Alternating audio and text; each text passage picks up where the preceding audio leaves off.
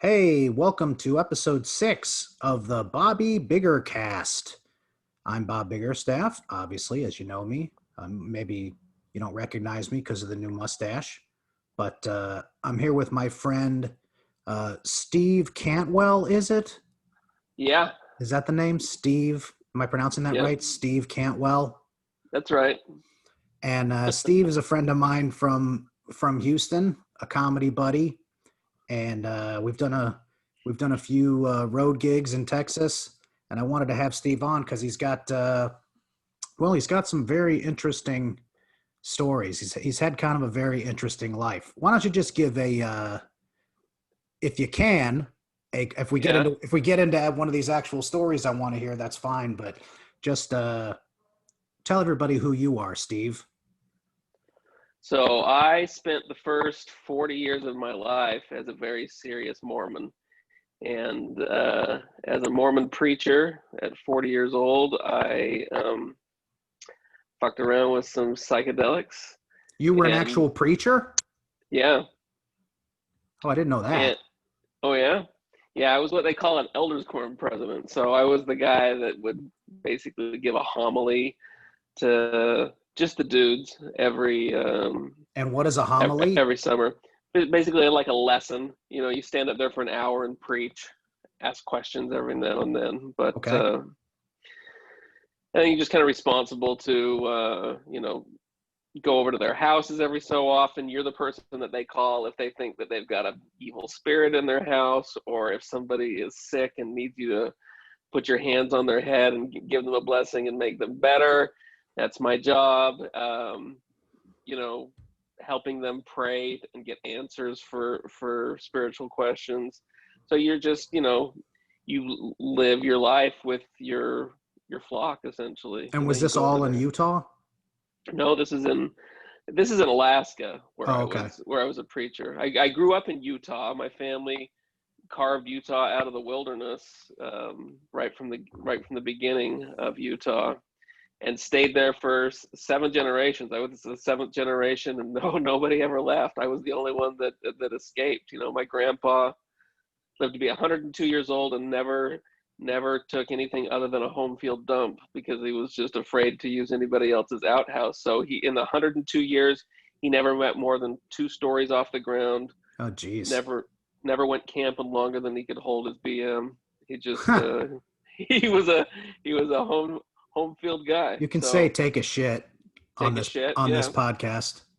Yeah, he must it was in the days of privies and outhouses, so God knows the horrors he had seen or for what reason he got phobic about it, but it skeeved him out. He even had a bathroom in the other part of the house, so I think he may have had some serious bathroom hang-ups or something like that. But he had a bathroom on the other side of the garage from everybody else, and he would, God knows what he would get up to in there. But Oh, geez.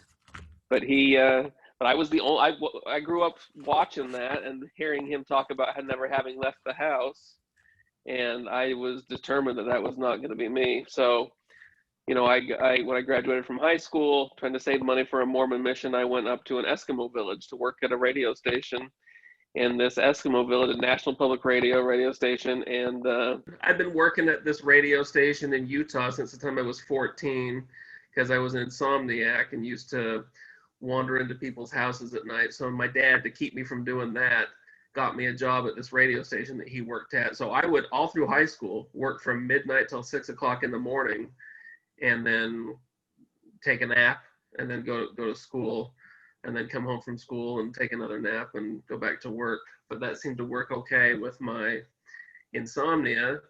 And so there was always these ads in the back of Radio and Records magazine, and Howard talks about it sometimes. These ads that would advertise these fabulous high-paying jobs in the middle of nowhere in Alaska. Oh, yeah. And I answered one of those ads and went up there, and it was very high-paying. And there was no earthly reason for these What was the radio stations job? working just on the air. It's just This how you found this radio job in Alaska? yeah. Oh, So I would do things. I So thought you were gonna during tell the me you were day, like on a fishing boat or something. Wicked tuna. no, No, no, but it was a fucking adventure living out there because there's no roads in or out of this place. It's just 600 Eskimos out there, just and there's not another civilization for 1,000 miles, Jeez. and so you would just they built a few buildings out there. It looks like the government built them because they all look like they had the same heartless architect. But so you'd have like a high school building, and upstairs would be like an elementary school, and the upstairs of that would be the town hall, and then the top floor would be this radio station, this NPR radio station. That there's no earthly reason, and it's huge transmitter, and there would be no reason in the world to have a transmitter that big for 600 Eskimos. Huh. So they were clearly up to something. I think they were just basically pumping National Public Radio into Siberia is my best guess. But I quizzed my boss on this, and he swore to God we weren't working for the CIA. But the money was so good, I really honestly didn't care. So they would have me do everything from just play like National Public Radio programs that we would download from a satellite, and then at night we would do. I mean, Eskimo basketball was a really serious thing, and so sometimes they would have me do the play-by-play on these Eskimo basketball games on the radio so that everybody who wasn't able to get into town could listen. But it's like they all knew each other, gone to high school with each other, and so they didn't have names on their jerseys. They just had blue and red jerseys, and it was hopeless to call any kind of a play-by-play. I didn't know much about basketball, and I didn't know any of them. So my play-by-play was like, okay, that Eskimo threw it to the other Eskimo, and he dribbles it, and the Eskimo shoots it. Oh, he almost got it. And the other Eskimo Nanook over to Chatuk. Yeah, but I didn't know any of their names. So they assigned one of the high school girls there to sit up in the radio booth with me and tell me who everybody's name was. And I married her. I married her 2 weeks later. That's how lonely I was in this Eskimo village. Married her and was married for 21 years. But found our way from How long were you in Alaska? So that first time I was in Alaska for a year. And I got married and then moved. And my dad got into a car accident, so I moved quite hastily down to Utah. And then eventually Evanston, Wyoming, and then ultimately Orlando. Okay, yeah, let's get to your exciting adventure in Orlando. Yeah, so I buy this franchise of a janitorial outfit and work real hard doing commercial janitorial in Orlando, Florida. You just like clean buildings and restaurants and stuff, like when they're closed or whatever? Mostly restaurants, yep. A few office parks, but mostly restaurants. That seems to be the area where our specialty settles, really. And so we're killing it, cleaning restaurants. But it's ball breaking. It's 7 days a week, all night long. Almost all of my employees are Haitian because they're just incredibly hard workers. And there's a language barrier. So I'm basically teaching people how to clean restaurants by, sign language and interpretive dance. Oh, geez. But it's working okay. These guys have just, their last job was working in a sugar cane field in Haiti for $1 a day.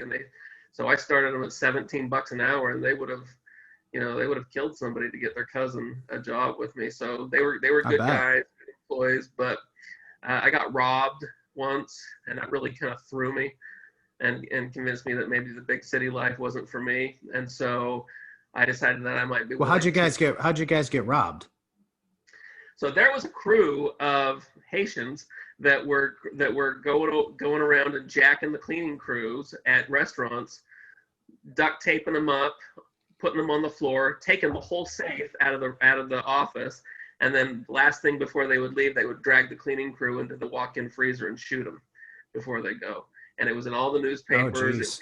It was happening like every other night. You would see something like this on the news, and it was this same crew. And so everybody in the janitorial trade was just like, it was our monster. It was our boogeyman that these guys were going to get us. And one New Year's Eve, I was with my little brother, and we're checking out, because this is back in the days before there were cell phones and things like that. So if you wanted to make sure that everybody showed up for their shift on New Year's Eve and didn't just go party, you had to get in your car and drive around to all the restaurants and make sure that they were cleaned in the wee hours of the morning. So that's what I was doing with my little brother. My little brother was just fresh off of a mission from Argentina, first job back, and we checked out the restaurant. We're going out to get into our car, opened up the back door, and there was a bunch of guys standing there with guns in our faces. They put us on the floor. They duct tape us up. They drag us over to right where the walk-in freezers are. And then they go and try to get this enormous safe that they are positive is full of cash because it's New Year's Eve. Yeah, I would think most safes are very hard to move. This one looks like it was built in the cowboy and Indian days. It was the size of a refrigerator and had this big old wheel on the front of it. So there was nothing wheels. It was way bigger than what they were used to. And so there was nothing in the restaurant that had wheels that were stout enough that they could get it underneath. They tried everything. They tried dish dollies and all kinds of things, but everything. Could they even lift it up onto it? And if they did, would it just crush it? They would rock it back, because I could kind of see through a slit in my while I waited to be shot. That's like how you see somebody die in like a, Deadpool or something. Like they're rocking a safe, and that's the old thing, like with the soda machines. Don't rock the soda machines because they can fall on top of you. Be like, ouch, what a way to. And a safe is way heavier than a fucking soda machine. Oh fuck yeah, especially this safe. So I watched them fail to get that out of the. And I'm sure that they're going to take us and shoot us, me and my brother. So it's just you two. Yeah, just me and my little brother. We're the only ones. So you were just checking stuff. Your cleaning crew was already done. Yeah, they were long gone. The floors were already. So dry. Were those guys? I mean, how did they know that they just happened? Is that just like bad luck? I mean, extreme coincidence that you happened to show up to check your guys' work and. Yeah, because we were only in there for about. So they were probably minutes. I wonder if they were watching the restaurant the whole time. Probably. They probably started at a certain time watching this because we were only in there for or about would go around minutes. to different ones and check. Yeah. Yeah, that's just bad timing, man. Fuck yeah. And it was in this little suburb of Orlando called Winter Park. And it was just one of those, picturesque little shopping districts that had all kinds of foo-foo shops in there. And they just happened to be, they must have just been sitting back there in the shadows waiting. Do you remember what restaurant it was? It's called the Briar Patch, and I think it's still there. Is it just like a country restaurant or something? It's known for, they make their own ice cream, and they have fantastic breakfasts. Now we're getting into it. At least that was the case 20 years ago. So you're watching them rock this safe, not have any luck with it. Not having any luck with it. They're getting mad and kind of whisper shouting at each other. And so I tell them, I say, hey, sir, there's a big freight dolly that we use sometimes when we pull the refrigerators away from the wall. And it's behind the dumpster over at the Gap store, 2 doors down. So if you go back there, there's a big old freight dolly, and that will definitely get that safe out of here. Please don't kill me and my brother. And he doesn't say anything. They kind of converse with themselves, and then I'm laying. Are they wearing masks or anything? No, they're not wearing masks. So yeah. So then I'm sitting there, and then I see a freight dolly drive by, and then a few minutes later, they have the thing all lashed up to the freight dolly, and they tip it back, and they just wheel it past. They don't say thank you or goodbye or anything. They just. Oh, they didn't say goodbye. I'm still thinking I might get dragged into the walk-in freezer and shot, because sure. We've seen them, so we wait for what we think is about 45 minutes to an hour.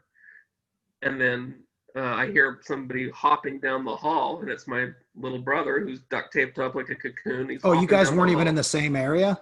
No. Shit. We were in different rooms for each other. And so he says, Steve, are you dead? He's yelling, Steve, are you dead? When he's coming back there. And I'm like, no, I'm fine, And so we're duct taped up. Are you duct tape up? Just so duct taped. Like my fingers, I don't even have feeling in my fingers. That's how duct taped I am. So we're able to kind of get up and they've disassembled a deli slicer and taken the guard off the washer, stuff Bastards. like that. Yeah. So I'm able to just, work that blade into the duct tape and get my fingers and my hands free.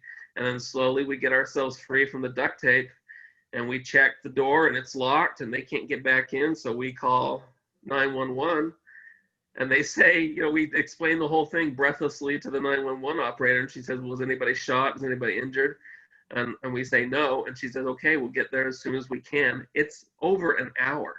Because remember, this is New Year's Eve. So it's over an hour before cops show up to do all the paperwork for this missing safe. They never caught these guys. How much money was in the safe? Did you know? The owner told me it was about $70,000 in cash. Wow. And then credit card receipts and checks and stuff like that. But who knows if that's even true. Yeah, I got robbed once when I worked at a public, I don't know if I told you this, when I worked at a public storage place.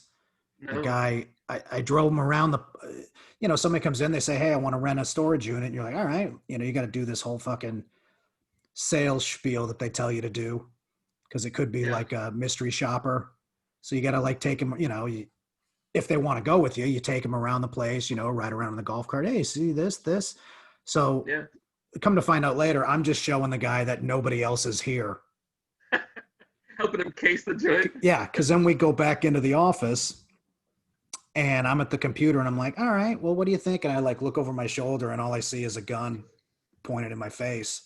And I'm like, whoa. And I slide back and I'm like, hey, man, I hate to tell you, but this is the worst store you could have robbed because there's no money. It was in Spring Branch in Houston. It was the worst store. They were trying to sell it. So it was only $200. I'm like, I literally have $200. I can give that to you. So I give him the cash. I give him the cash till, and when I do, he sets the gun down on the table. Now, this is not going to end with me being a superhero or anything, but I noticed that when I handed him because he's got the gun in one hand, so in order to look at the cash till, he's got to put the gun down, grab it, and look through it. So I remember thinking to myself, and by this point, I'm in the corner of the room, but I see there's a door for me to get out of the office and go in the back of to run into the back of the storage area, but not, to be trapped basically, but it's outside because I can't climb the fence to get out because there's barbed wire. Yeah. And I'm like, man, if he sets that gun down again, I'm going to run out that fucking door. But I also remembered that the door had the lock was on the handle. So in my mind, I first imagined me just slamming into the door because it won't open. And then being like, no, I wasn't trying to get out. So in my mind, I'm like, I got to fucking run up, turn the latch and get, but like I said, it's on the doorknob. So it's one of those little, the little thing that you turn. If it was like a deadbolt, I could have, that's much easier. So I'm like, fuck. And I'm like, I don't know if it's locked or unlocked. Fuck. And so he does it again. And I run out. I run all the way in the back of the complex, if you will. And there's, I can't get out. So I'm like, I don't even know where to go because I'm just in the back with the fucking boats and cars that people store there. Do you hide? I just wait. I mean, yeah. And I waited until a customer came in the back and then I was like, hey, I just got robbed. Can we call 911 on your cell phone? Yeah. And oddly enough, so the cops come, there's video of it, but this was literally back in 2000.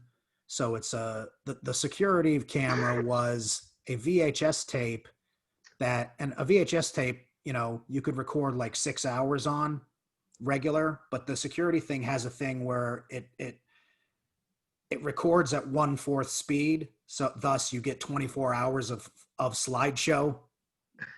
So you see me.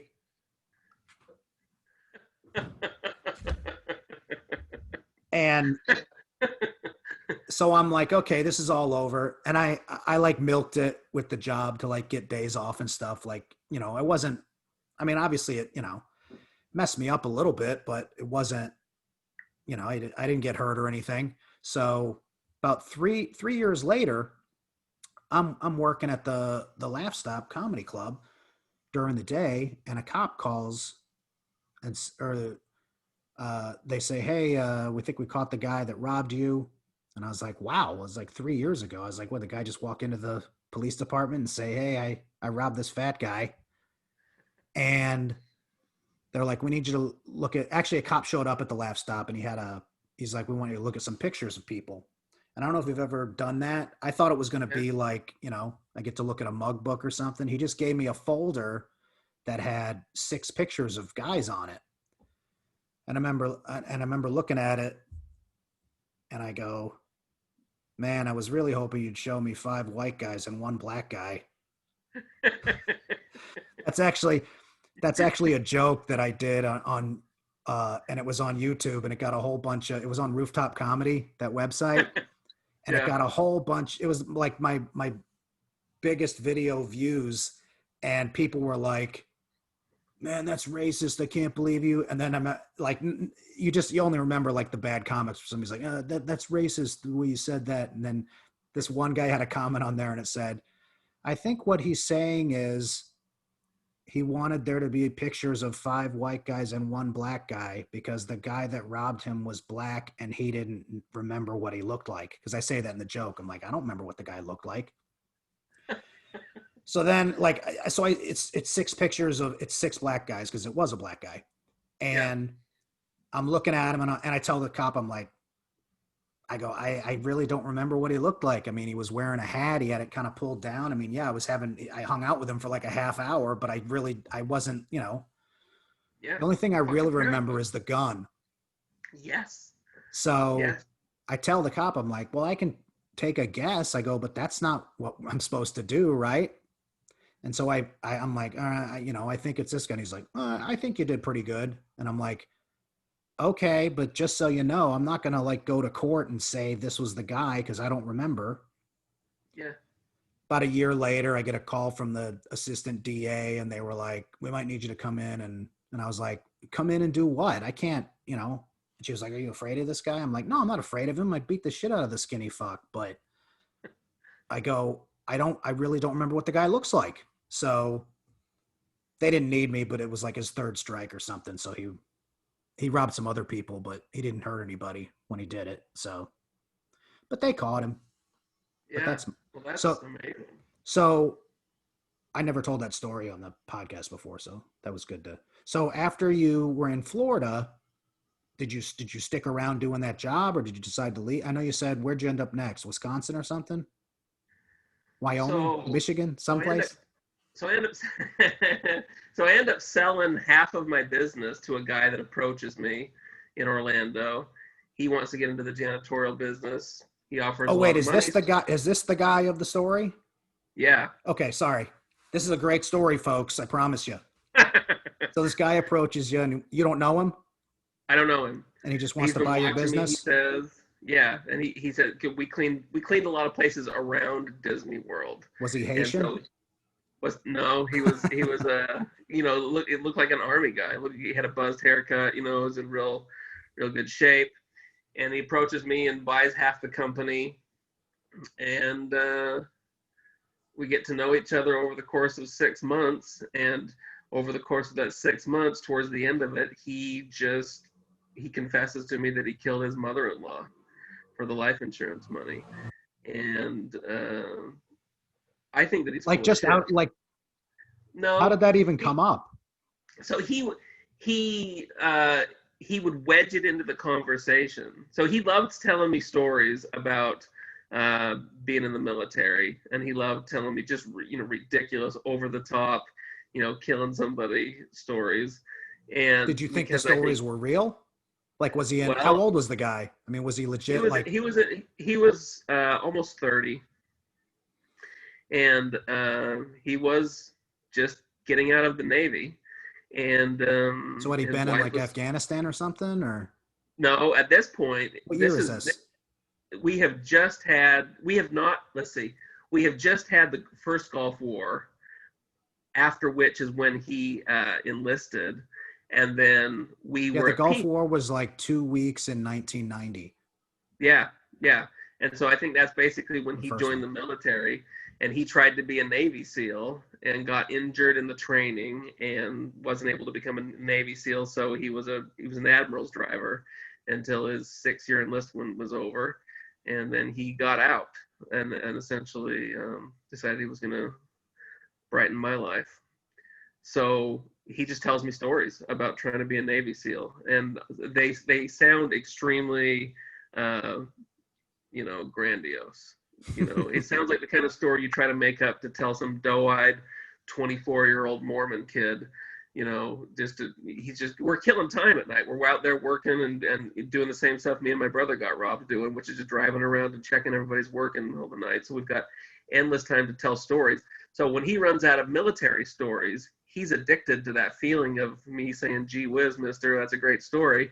And so he starts telling me stories about, he starts kind of beating around the bush that he killed his mother-in-law in kind of a joking way. And then I kind of laugh, thinking that maybe he's just joking about his mother-in-law. And then he tells me that his mother-in-law really did get murdered. And I just kind of laugh. And then he starts insinuating that he had something to do with his mother-in-law. And I would just kind of chuckle. And then he would just, he kept, like every time I talked to him, he would crowbar into the conversation some allusion or reference about how he killed his mother-in-law, or it sure was dark the night that his mother-in-law died. And at this point, Jesus. it's weird, And you can't like just go on the internet and look this up. The days before and he hasn't told me where this happened, but he's told me blow by blow every detail of the way she was murdered.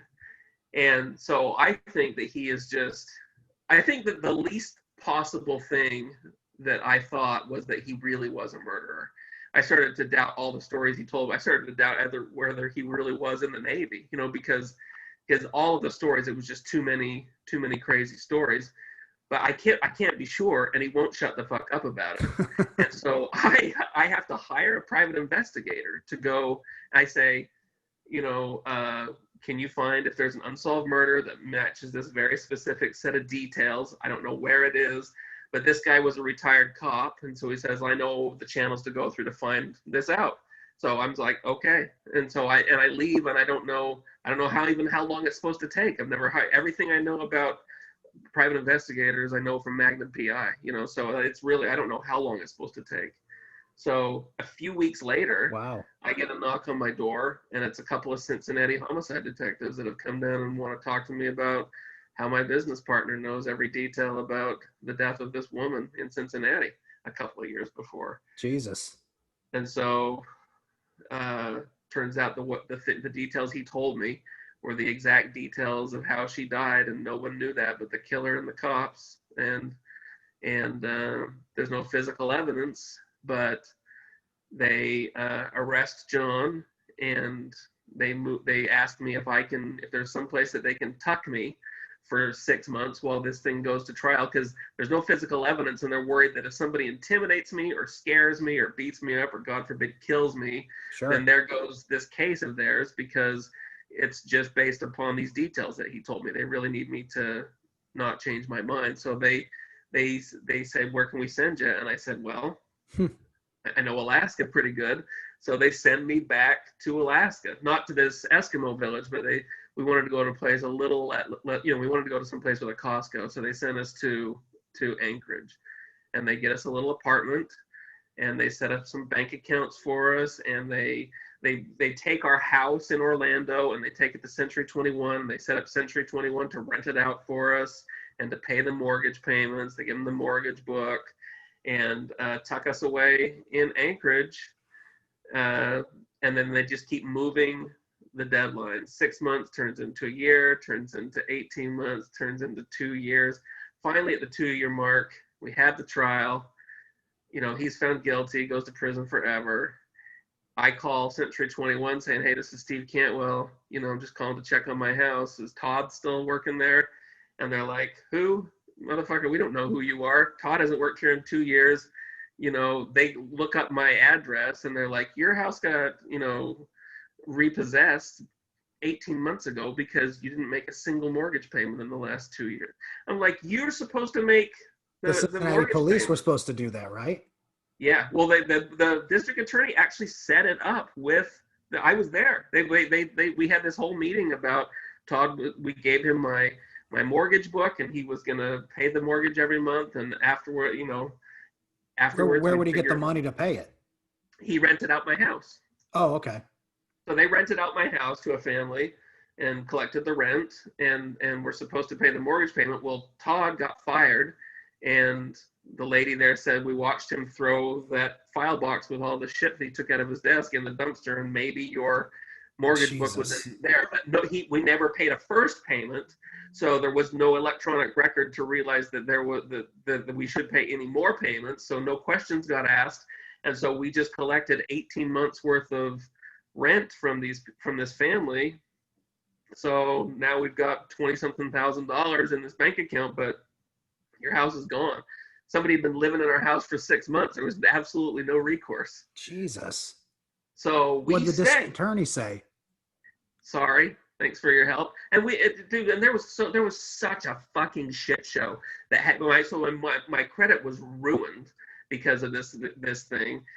John's mother was our bookkeeper, so she purposely fucked me with some kind of a clerical error on the last set of returns that she filed for us. So it made this $2,500 penalty happen, and that $2,500 over 2 years had turned into $7,500 with penalties and interest. And so I went to the IRS and had letters from the district attorney and said, look, I turned in a murder, I was in witness protection. Can we forgive this $2,500? And they were like, no, there isn't even a button for us to push for that. Is there any way to blame Trump for that? I could try. Oh my God. But I fought that $2,500 thing for 15 years, and hired an attorney, just did everything possible. At the end of the day, Bob, I had to write those motherfuckers a check for every bit of like the $37,000 it had turned into. Jesus. There was no forgiveness because they had me on the hook, and there wasn't a functionary way that they could it would have had to have gone too far up the food chain to get a special permission for something like that. And so we just, with lawyers, with thousands of dollars worth of lawyers, we were never able to get that removed. So when I sold my house in Alaska, they had a lien against it. And so though I owed no money on the house, the IRS had filed a lien against it for that back $2,500 that had turned into $37,000.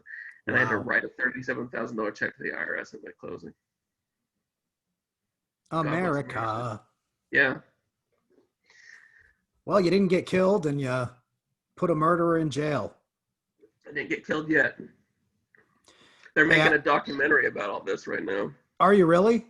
Yeah, or not me, but a documentary film company is making a true crime series about this whole thing, and my ex-wife's trying to sue everybody and trying to kid everybody. My ex-wife thinks this is poking the bear, and that we're gonna somehow enrage him, and he's gonna break out of prison and kill us all because of this. But he's like 60 years old at this point, or something like that. He's not. Jesus.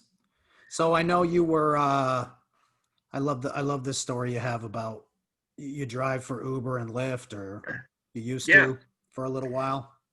It's the perfect job. Like a lot of comics do. Yeah. It's the perfect comedy side gig because you work your own hours. You make your own schedule. That's exactly what you tell yourself. So you get strangers in your car that you would never allow in your car normally. And I had found a way to make it so that I would actually get comedy practice, because the way I did it, I would only take people home from the airport. I would never take people to the airport. I would never pick people up in town. So I would just pick you up at the airport, drive you for an hour or an hour and a half back to your house. Or those were good. Those are good trips, right? Good trips. I remember you telling me, because we talked about this before, about how the thing with Uber is like you're not gonna make any money if you're just like in downtown Houston taking people from bars to bars or midtown to. Right. It's got to be those long trips, and obviously from the airport, it's $50 to $70 pretty much wherever you take somebody, and you have an hour to an hour and a half with them, and I would tell them a story every fucking time. I would just take some story from my life, You know, I and I killed would my practice different. mother-in-law. I would tell that story all the time, and I would just try to entertain them all the way home. And because people are in the best mood when they're done traveling, when they're on the ride home to their house after a long horrible day fucking traveling, they feel like they've dodged a bullet in life Yeah, you know somehow. what? When I get in when I get in an Uber or Lyft, when I come back here, I always talk to I know that, I don't even know if the driver speaks English, you know what I mean? Yeah. But I'm still like, hey, how's it going, man? You like drive, do you like driving for Uber? And most of the time they're actually pretty friendly. I mean, nobody's like not friendly, but sometimes you can just tell they don't feel like talking. Yeah. But I was going to ask you, like, if, so have you been like running stories by people, and has anybody been like, I'm not interested, stop talking, just That's drive, that's happened a couple of times. just But drive, you have to wait. Jebediah. But you have to wait for them to start the conversation. If they asked me anything, it's like they'd stepped on a story landmine, because they were going to get some version of a story that I was telling, and it was good practice because you would get Want to 5, see 6 a dead hints of it body? right. You ever seen a dead body? Or wait, So what's the line from? You ever see the Twilight Zone movie with Dan Aykroyd? And yeah, there's something like at the end of the movie, Dan Aykroyd's like driving the ambulance, and he like turns around. I think he might just even say something like, "You want to see something scary?" yeah. You want to see something scary? And there was something at the beginning of the movie that's a tie-in to, right? Yeah, yeah, Somebody says that at the beginning of the movie. That was a great movie. I need to watch that again. yeah. That's the one where the guy died in the Vietnam.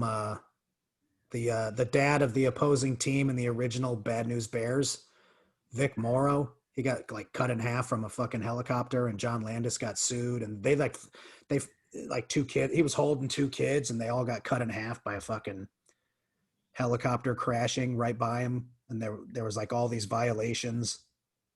It changed the movie industry. You can actually see the video on YouTube, the actual video. It's just dark and stuff. I mean, it's at night. That was the thing. Like, it was at night, and there's a helicopter. If you haven't seen it, this movie, Twilight Zone, the movie from like 1983, 1984, something like that. It's just like a Twilight Zone series. It's 3 stories. And one of the stories is this guy's a bigot. He hates, Jews, black people, hates everybody, racist. And when he walks out of a bar, he's suddenly in like Auschwitz, right when he walks outside. And and everybody's, the Germans are chasing him, blah, blah, blah. Then there's a scene where he's in, they shot they were able to shoot his whole sketch, his whole story. He died at the end. And he's supposed to be, they shoot stuff out of order. Yeah. So they were obviously able to, they have the whole story is done. I mean, it's in the movie, but you can Google Twilight Zone helicopter and actually see you see the helicopter like nail these people, but it's just like a big splash and they're gone. It's crazy. Anyway, sorry. So you're driving the Uber and people are talking. Everybody enjoy your stories. And it was great for tips because you just they're in the perfect susceptible place to be cheered up, to be put in a good mood, and you've got an hour and a half to charm the pants off of somebody. And so it was great for tips, and it was fantastic for ratings. I would get 5 stars all the time. So, and this is before Uber even had the ability. There was no tipping on the app at this time. They would have to give you cash. Yeah, I could. You know what? That was like when Uber first came out. I was just like, I was like, this is great. You don't have to tip. Yeah, and I'm sure a lot of people were like, well, yeah, but you don't think. I didn't think that because it's like, oh, I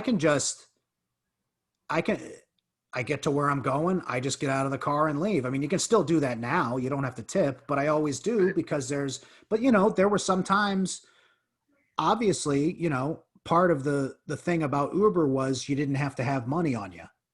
Yeah. It was an all digital, a digital thing. And I remember before I don't know if you ever did this, but I would get in so many cars and there would be like a giant Utz cheese ball container with a little note on it that said tips, because the driver, and I was just like, remember thinking to myself, I just like, the reason I'm taking this is because I mean, not because I don't have to tip, but I'm like, I don't, there's no, that was part of the deal. Yeah, because you can be someplace and not have to go to an ATM like the old days when you were going to take a taxi. You have to go to an ATM and get fucking cash, or the driver wouldn't take your card or something. It was just always a hassle. So that's the way Uber killed. I mean, actually, yeah, the whole thing was like you didn't have to have cash on you. That's the point. Yeah. Not that I took it because I didn't have to tip. I am a great tipper, but yeah. But just that was the they marketed it as a service where you didn't have to tip. It was just the price was the price, and we take care of the drivers. Don't worry about it. Just you get in and out. It works on your phone. It's the new way to transport. Did you know when you started? Like, had you talked to people, or did you know and you were like, oh, well, I'm going to get some cash tips from people? I had heard that it was rare. I think I even remember people they would put up a sign that even had like their PayPal or something on it. Yeah. And I got into it maybe 6 months. I drove for 6 months when there was no tipping, and maybe 18 months when there was tipping. And the day that they decided to tip, they called it Double Tip Tuesday.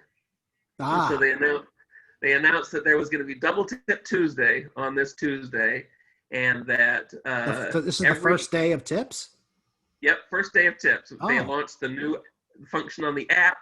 And so if someone tipped you on the app on Double Tip Tuesday, Uber was going to match that tip to the driver. Right. So that was the big promotion. And I read the fine print numerous times, and I couldn't find any reason that I shouldn't. So what I ended up doing was I just gave my daughter rides around the block all fucking day, and every time it was like a $2.75 fare, and she would tip me the maximum on the app, which was $100 every time. and Uber would match that $100.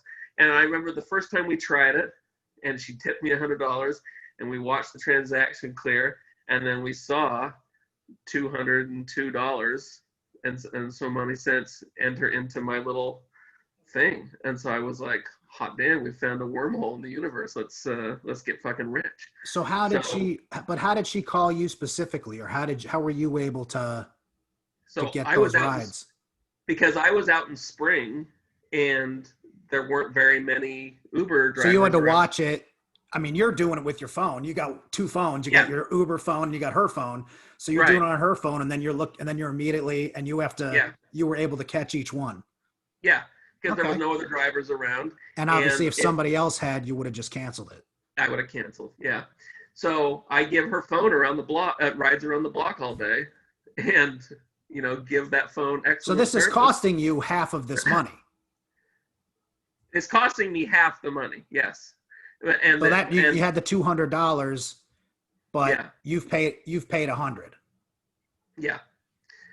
So I do this for 4 or 5 hours, and I'm up to $8,700 that I'm to the good. Jesus. That they owe me. And you said this is like this is just in like your Uber account. This isn't in your bank or anything yet. Right. So now all I have to do to put it in my bank account is push Pay Me Now, and it would transfer it all to my bank. What were you doing? Account. Just seeing how high you could get it? I got cocky. Yes. You were doing 100. I mean, that's, pardon my math. I mean, that's 87. So you've done 87, and you actually and you actually have to do the trip. Yeah, it watches it on. So what were you putting as the trip from where you picked her up to where? From where I picked her up to the other side of the block, and then I would drop her off, and then I would. And then the other side of the block to the home, or you'd go home and pick her up. I would go home and pick her up. But you weren't actually picking her up. No. She's not involved in this except you're using her phone. Yeah, except for that I'm using her phone for a few hours. Your daughter's like, I got to go on 87. Why am I doing 87 rides? And the last one you forget to pick her up because we find out what happens. She spent maybe $8,800 on her credit card. So, Well, she spent half that. Yeah, so Oh, So I'm $2 a to the ride. good $700. So she's $2 a ride. She's $102 per ride. Okay. But I'm getting, so they owe me like $18,000, $8,700 of it, which is profit. Okay. Right. So No, if you got it up but to 80. Okay. Yeah. Oh, okay. It's 8,700 in tips in your. no, there's $17,000 in tips Oh, in shit. my Uber account, Oh, okay. but I've paid half of it Right. from my daughter's credit card. Right. So you'll get So $17,000 and then you have to pay 8,700 to your credit card company. yeah, but I'm thinking about I'm gonna pay my car off. I'm already spending this money in my Yeah. head. I'm just thinking about the story. It just just the triumph of it all. And so I'm watching that number get higher and higher and higher, and it's like a How high do drug. you think you were going to go? I mean, you must have had a limit. You weren't going to, I was gonna try to get 25 grand. so was this for 25 or 24 hours? Yeah, yeah. So how long did this all take to get to this took 8,700? this took about 4 hours or so. Okay. So you think you're going to, so you want to take it, you want I to want do to take this it till about, midnight. you're Yeah. 1/3 how far you're going. I stop and get energy drinks. I'm pounding energy drinks. I'm doing back of the envelope math about how much money I think I'm going to make. In my mind, this is going to launch whatever. This is going Yeah. to make it so that I can live as a ne'er-do-well for even longer. And this is Uber, Yeah, right? Okay. Uber, Double Tip Tuesday. So on whoever knows how many trips, everything freezes. My account freezes. I get a thing saying that my driver status has been frozen, and Sarah's phone gets a text that says that her Uber account has been frozen, and so we're like, what the fuck? So I call, nobody can give me an answer. She calls, nobody can give her an answer. I call and call and call all the next day. Nobody gives me an answer. Finally. And because it's like Uber's like working for a fucking vending machine, because there's not even somebody that you can appeal to that has a pulse that you can say, hey, man, this is so that the person that we finally appeal. They say, all right, were you trying to connive us? I was like, no, I found this girl and she needed to have these books moved from her garage around the corner to where her friend lived, and it was an all day long project, and I was loading books in there and taking them around there, and she said that she was going to tip me $100 every time because she's rich and she's crazy. I just made up some story. Right. Sure. And they didn't believe it, fought it, and they find. Well, regardless, you read the fine print and there was no. Yes. I said you can't just. So the best that they would do was refund all of the money to her for all the tips and take all the money away from me. So I got nothing for those 4 hours of work except for just, a tease of being of great wealth. And they did tell me while I was negotiating with them that I was one of the highest rated Uber drivers in the system. I had a 4.98 after 1,000 trips. So Yeah. that's like an insane rating, but that was because I was only taking people home from the airport. If I was taking people to the airport, they would have been pissed that I was driving too slow or whatever. But that wouldn't say. Oh, They yeah, didn't that's a give good. fuck. Yeah. They didn't give a fuck, man. Like if it was a real company or something like that, if I was the best driver that they had or whatever, they might have made some. But they just. They tell you that, and you're like, okay, can I keep the money? Yeah. How about you bonus me with what I just did? Yeah. Give me $100. Give me something to, So did they say anything? I know you had said, if you had just pressed a button like on PayPal where it can be immediately in your account, if you had done that, did they say what would have happened? They would have revoked my driver account, and they wouldn't have used me anymore. But I've been able to keep that money. Yeah. Yes. It wouldn't have been a goddamn thing they could have done. And it would have been the greatest story in the whole fucking world. Oh, it's still a great story, man. But you got greedy, my friend. So I quit.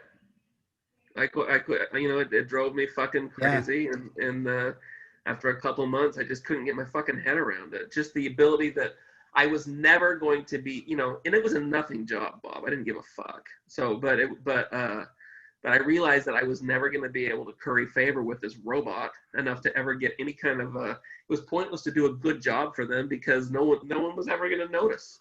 It's like Yeah, trying to impress your toaster. I was in one time going to the airport in like Miami, and I was talking to the driver, and he was like, I said something about, yeah, we were talking about this, like, what happens if somebody cancels on you or something? And he's like, yes. He's like, I've been on like, they make it in the app for safe driving that you can't do anything in the app when you're driving, right? Isn't there something like that? Right. You can't. Yeah. I don't know if it deactivates your phone, but you can't do stuff when your car's moving. Right. So he was telling me how he was in the process of, trying to get some money back because somebody canceled on him, or they said he took a guy on a ride and then the guy said he never picked him up. And they immediately, you might have to press a few buttons, but every time I've never lied or cheated or anything, but I've been like, they charged me for something and I'm like, no, I didn't take that ride. And I always get my money back. And he was like, I can't talk to anybody. I can't. He's like, I've been, and then I have to sit someplace to do it. Cause if the car's moving, I can't talk to the people. The app doesn't let you even send, so he's like, it's like $25, but he's like, still they make it hard as fuck to, to get your money back when I never picked this motherfucker up. Yeah. And the last 2 months that I was an Uber driver, or he did pick the guy up. Then the guy said he never picked him up. And I'm like, but nobody's seeing this. Yeah. And the computer isn't like, well, we have the ride here. Yeah. So I'll tell you, and there's a hack with this that I discovered during my crazy last 2 months as an Uber driver that you could give ghost rides. So what you could do is you could just, if I was tired and didn't feel like telling somebody a story or something like that, I could just roll into the airport I'd go into Hobby Airport, the last ride of the night, and I would just accept somebody's ride, put my phone on Do Not Disturb, and then just drive all the way home to Spring, and then just drop them off at my house in Spring. And there was nobody in the car, but they would call the next day and say, hey, motherfucker never picked us up. I could watch my GPS move all the way up to Spring. I was never in the car. This is bullshit. And Uber would give them their money back. The vending machine would give them their money back, and they would take it off of mine. But if I called and said, yes, I did take him up there, and he just doesn't want to have to pay for a $75 fare to his house, they would also believe me, and the vending machine would give me my money. Both of you would get your money back? Both of us would get our money back. Would it ruin that person's rating? Because the riders get ratings. Never got a chance to rate me because when not your rating, I'm saying their rating. Oh. The riders have ratings. I didn't get a chance to rate them either. Because I know the ride would get vacated. On Uber, mine's like not a 5, and I'm like, how is my rating not a 5? I don't do anything when I get in the car. That's the kind of shit. So as you said, I could only imagine, like taking somebody to the airport. This guy drove so slow, and it's like, okay, also your flight was at 5 and I picked you up at 4:15 and we're 45 minutes away from the airport.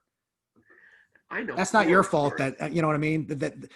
I should say that's your fault that you don't, that you weren't here 30 minutes before I fucking called you. Yeah. But there are fucking terrible Uber drivers too. There was this couple told me this story about this African Uber driver that they had. Spoke very little English. They had him. He picked them up at Hobby Airport, 11 o'clock at night. Drives them all the way home to Sugar Land. They're exhausted from a long day of travel. They pull up in front of their house at like midnight, and he says, "Can I come in and use the bathroom?" And they're nice, and so they're like, "Yeah, come on, use the bathroom." He goes into the bathroom. And he goes in there and takes a long. They can hear his phone going. He takes a marathon shit in their bathroom, in their downstairs bathroom, in their kitchen, and they're like waiting to go to sleep. They're so tired they want to cry, and he's in there. They tell me for 30 minutes taking a shit, watching soccer videos on his phone, flushes the toilet, and then thanks them and leaves the house. But so that guy, I hope they gave him a 1 star. But man, I couldn't even imagine in a place like New York where, I mean, I'll shit anywhere, but I mean, I'll go in any place, but there's so many places you go in. I mean, first of all, you're in a car, so you're like, I can't even park my car to go take a shit. Yeah. You find a McDonald's. Well, yeah, if you're riding around Manhattan, there's not going to be a McDonald's that has a fucking drive-through or parking. Or it might have a drive-through. It's not going to have a parking spot. Yeah. Oh well. Well, I remember since I don't have a car anymore. So yeah. when I come to Houston, I know you've driven me around a couple times. We did a show recently, and I want to tell this story. You reminded me of it, which I should have remembered anyway and tell it in my act. But so I came down let's say it was a month ago, because my mom and dad live in a retirement community apartment, and my dad's old. He's got Lou Gehrig's, little memory problems, but he can't really brush his teeth as well as he used to. So he's got some bad teeth. Well, his sister, my aunt, she wants to get him. They're going to get him dentures. He doesn't think he needs to go to the dentist, but they go to the dentist, and he's got he's got some bad teeth that need to be taken out so we can get dentures. So they're setting him up, and I call Steve, and I'm like, hey, would you be interested in, giving my dad and I a ride you come pick me up. We go pick up my dad about 45 minutes away. We take him to the dentist. I'll pay you. I'll buy you food and give you money. And you're like, yeah, sure. Cause you're a good pal and you like food and money. Yeah. So favorite thing. We go to pick up my dad. And of course, well, I have to get out of the car, and this is COVID. So they have to bring him down to the front, and my dad's, and I'm talking to my dad on the phone, before this and the day before and the 2 days before. And I'm like, all right, we're coming to go do this. We're going to go to the dentist. You gotta get some teeth pulled so you can, okay. He's like, all right. I don't say he's going to get his teeth pulled. I don't know if he was told that he was going to get teeth pulled. My aunt says she told him. I know my dad has some memory problems. Yeah. I also know my dad's a hard head, and I'm like, and they're supposed to pull 10 of his fucking teeth. They're not going to do it at once, but they're going to pull like 5 today and 5 in 2 weeks. And I'm like, my aunt tells me this, and I'm like, this, I don't say this, but I'm like, this ain't fucking happening. I'm like, there's no way. My dad, you might even say my dad, he's very, what's the word I'm looking for?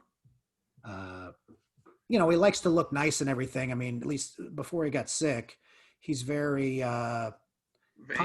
I was going to say pompous, but that's not the right word. Vain's a perfect word. My dad's very vain. He always about it, like he would make fun of me when I was a kid. I was a little chubby. You're never going to get any pussy being fat. No, he wouldn't say that, but he would insinuate it. Well, not about pussy, but he would, he would make, I mean, my dad's a great guy.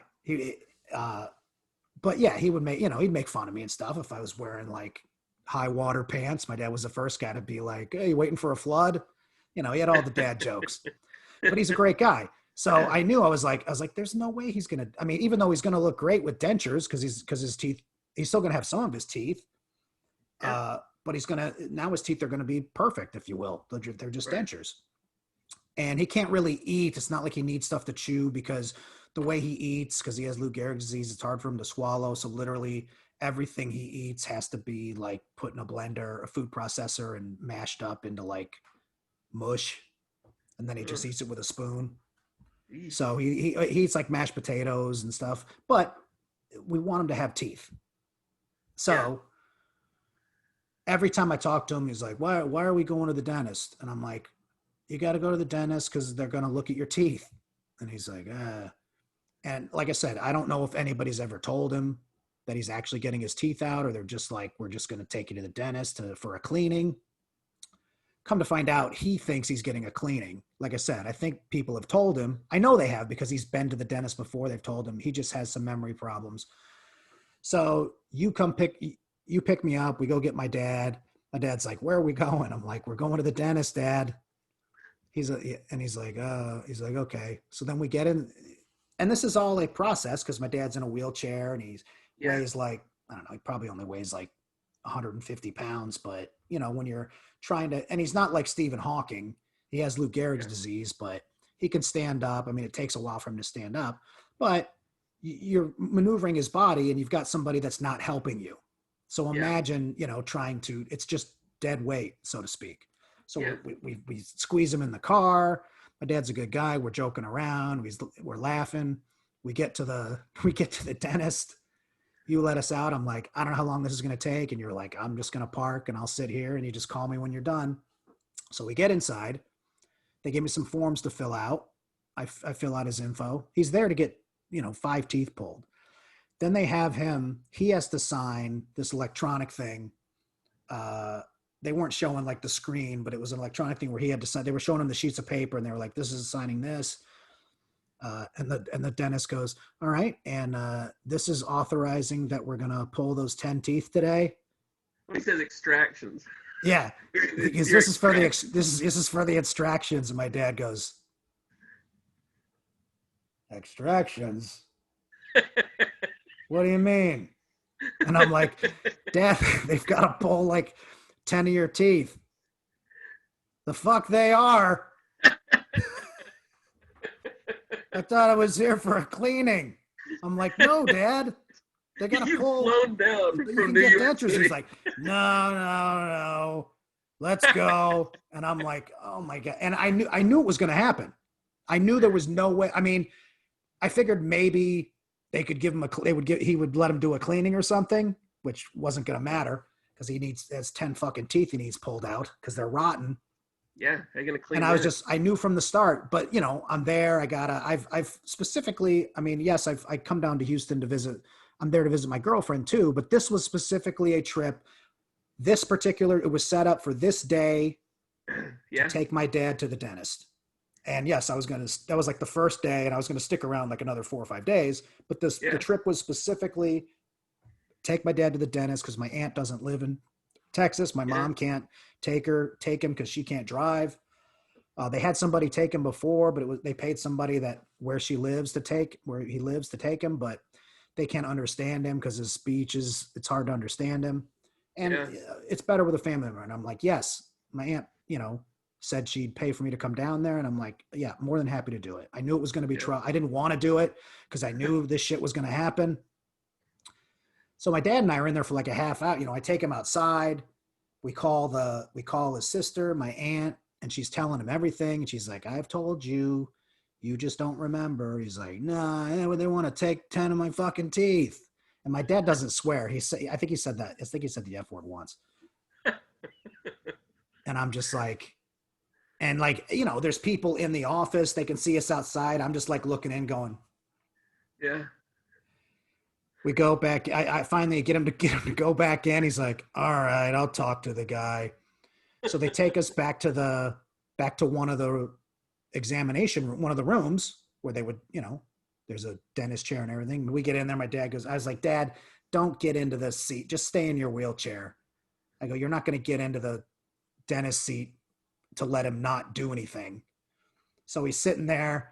The doctor comes in, he tells us everything. And then the doctor's like, I mean, he's got other shit to do. And I could tell he was like kind of tired of talking to like, it's like, okay, well, you know this. I mean, are we doing it or not? He was very nice. Yeah. And then my dad listens to it and I was like, okay. He goes, my dad's big thing was he wasn't mentally prepared. I go, okay. I go, if this was sprung on you, which it wasn't, I can understand how you're not mentally prepared to do this today. Can you be ready tomorrow? Like, I think it was Monday or Tuesday. I don't know what day of the week it was, but let's say it was Monday. I was like, would you be mentally prepared to do it Friday? And they just be like, no. I'm like, okay, so just tell me this, we're not doing this. I'm like, don't tell me you're not mentally prepared because you're just lying because you don't want him to do it. And he's just like, he gets like this little smile. And he's like, yeah, he's like, let's go. And I'm like, okay, Dad. I'm like, you know, and we're trying to tell him like, you know, you've got bad teeth. And if they get really bad, you know, and then like you get sick or an infection, I go, it's COVID and stuff. You can't just immediately come into the dentist because, you know, there's all masks and all this shit and safety. I go, this isn't going to be something, you know, if you start hurting, they can be fixed the next day and it can all be fixed, you know, in the next couple of weeks right now. And long story short, my dad's going to be the only guy with Lou Gehrig's disease to die from a tooth infection. Yeah. He's going to die of tooth Gehrig's disease. There. Fuck. I remember you said that before. God damn it. I was going to say that. No, I forgot about it here, but I'm glad you said it. I have told other people that and not giving you credit, by the way. No. God, that's fine. Well, hey, Steve, we've done about an hour. I appreciate you doing this, man. You've got some great true life stories. Thanks. It was no fun while it was happening, but yeah, I can imagine. Oh, when I got robbed by that guy, it didn't really and then I'm working at the public storage. So I was able to weasel like a week off of work and still get paid, even though I was fine. I would go, but also I didn't like work, you know, then I think I worked for like another year and then another store got robbed. Yeah. And so this guy calls me up, my buddy that got robbed at another store, and he goes, hey, I'm in your club. And I'm like, what do you mean you're in my club? He's like, getting robbed at the public storage club. And I was like, really? He's like, yeah, some guy came in, pointed a gun at me. No, it was a different location. And the worst place ever to rob. Well, you know, I used to work. There's one right at Waugh and West Gray. There's a public storage right there. You know what I'm talking about? By Rudyard's. Yeah. I used to work there all the time. That's River Oaks. That's the one that has all the money. The storage units are like 2-3 times more than any other location. Granted, it actually wouldn't have the most money because everybody would pay with a credit card. Yeah. That's the thing, is everybody pays their credit card or a bank draft. Who's coming down to the storage unit to count ones and well, right, but this, yeah, I mean, yeah, this was also, like I said, like 2000. So, but yeah, the shittier the store, the people used cash at, and but my point is, so this guy gets robbed. He calls and tells me that, and I'm like, oh, okay. I hang up. I go, I gotta go. I hang up the phone. I call my boss and I go, hey, did you hear what happened at the TC Jester store? And he's like, yeah. And I go, okay, I'm punching out for lunch and I'm never coming back. And my boss just laughed. I go, I'll leave the key in the mail slot like I do at the end of the night anyway. And I go, I'm quitting. And he actually laughed and he goes, I can't believe you stuck around as long as you did after you got robbed. Dude, I was like, yeah, fuck this. I quit that restaurant. I could not break myself come back in there and check the place. It felt like it was haunted. Like I called the next day and quit that contract. Well, for the next year, every time I was at one of these, you know, you're by yourself. I mean, I never worked that shitty store again, but there's still other stores where you're like, you know, there's different. I mean, you can get robbed anywhere, but when you're someplace by yourself. Yeah. So, I mean, yeah, I didn't like doing it, but I was also like, I can't just quit because I quit the job I had before that. I quit by telling it was a warehouse job. And I like told my, the owner's daughter off. I was like, fuck you, you fat bitch. I remember I was so fucking happy. I finally like lit these people up. I was like, fuck you. This job sucks. Yeah. You fucked me for like 5 years. Fuck you, you fat bitch. I drive home. I start crying because I'm like, I don't have a job. And I hadn't like saved money to prepare for this This was just like a spur of the moment thing because I'm fat and I went to Fuddruckers and they fucked up my hamburger. It wasn't cooked and it wasn't cooked properly. It wasn't cooked enough. It was like raw in the middle. And I had waited like 45 minutes for my fucking hamburger. It took forever this one time at Fuddruckers. So I didn't even eat lunch. I have to go back to work. Now I don't have lunch. I'm all fucked up. The daughter said I didn't write down a part number on a fucking box after I had just gone in to try to get a raise that morning. And then the owner calls me in his office and he's like, you asked for a raise and then you Make a mistake. and then you make a mistake like this that my daughter has brought to my attention, which the daughter did it because she didn't want me to get a raise. She just made some bullshit up. Yeah. And then I told her off. And like I said, I'm driving home and I'm like, I don't have fucking money. I don't have a job or money. What did I fucking do? Yeah. But I appreciate you being a part of this. Give me some stuff where people can find out about you more, like Twitter, Instagram. You on any of that stuff? You got anything on YouTube? I don't have anything on YouTube. On Instagram, I guess the best way to stay in touch with me is I think my handle is the Steve Cantwell. You think? I'm pretty sure. I'll put it up. It'll be in the description and everything. It's either that or my favorite Steve. I think it's the Steve Cantwell. Oh, Jesus. But anyway, we'll put the right one up, whatever it is. You'll find me somehow. All right, man. Well, I appreciate you doing this. Anytime. I love you. Thanks for being a part of the BBC, the Bobby BiggerCast. You like BBC, Steve? You like the BBC? That's all I want. That's all I think about. All right.